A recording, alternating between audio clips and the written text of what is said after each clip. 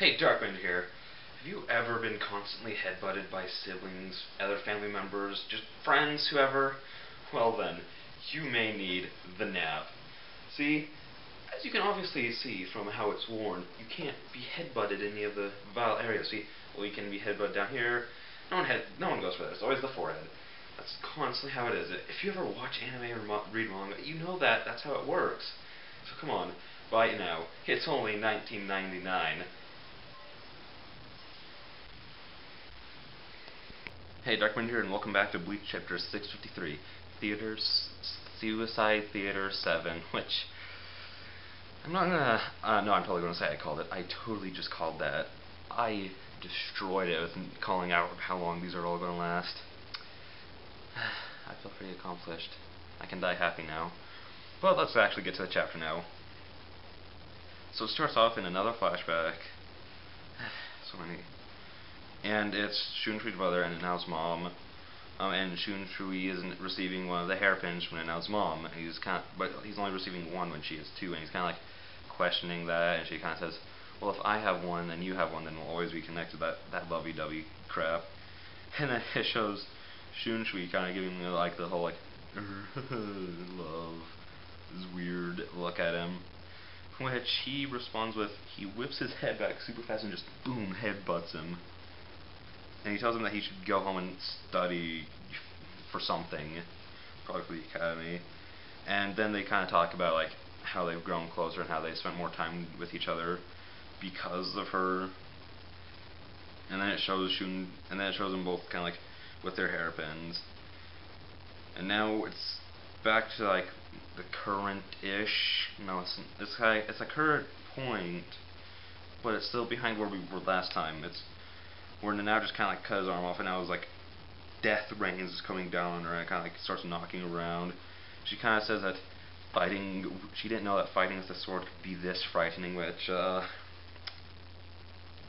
know, you're the lieutenant, so you think you'd be used to combat.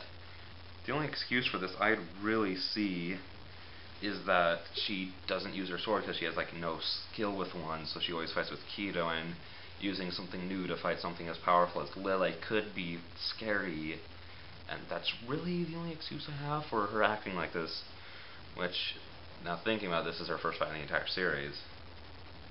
First fight starting off against the god. Good job, Nanao. So, and then she kind of like notices that her like leg is cut, and it's probably because of the light.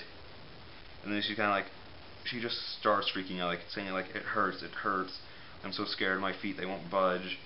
And that's when Shunshui comes up behind her and like grabs the sword, and they just kind of like start supporting each other. And Lele kind of like notices like, oh, you finally come out, but you're still pretty pathetic hiding behind your subordinate. And that's when the death ball starts turning into a trumpet. And he says, now listen to the sound of my trumpet and perish. Which, the reason why it's forming into a trumpet is because he's a messenger of God. And I forget exactly what story it is, but someone was a messenger of God, came to a city, blew his trumpet, and it killed all of the sinners. I'm pretty sure that's what it is. Don't kill me if I got that wrong. I'm sorry. It's been a while since I've heard that. And Shunshui says to her that they should go. He'll always be right behind her. And then Nanao is thinking to herself that that his compassion is always flowing towards her. And she's thinking to herself that she had to return to provide aid for him, but in the end it's still him supporting her, which, to me, I'm thinking that they need each other for this fight. It doesn't matter who's supporting who, they need each other. If it wasn't for her, Shunshui probably would have just died out there, or in the middle of the street, just bled out and died. But when Nanao came, he had someone to protect, so he still had a reason to fight. And Nanao has the weapon to take him out, but she can't stand on her own 2 feet, so she needs someone to balance her, which is where Shunshui comes in. So they're kind of, you know, they're balancing each other out to help each other. That's that kind of thing. Like, they're both there to support each other. They're kind of acting as each other's like legs and arms. It's that kind of thing.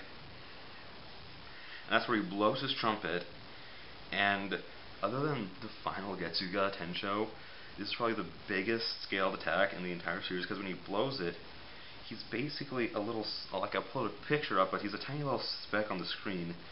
The trumpet's above him, which is humongous, almost the size of one of those buildings, bigger than some of those buildings. But then like the blast is just like taking out like the entire chunk of the water well that they're on, except for a tiny part where Shooting Shui and Now are standing, and a little bit around him, and everything like directly behind him. That's the only part that's staying there. And that's because they absorbed the blast and shot it back, which Lily doesn't seem to notice, but he's now currently cut in half.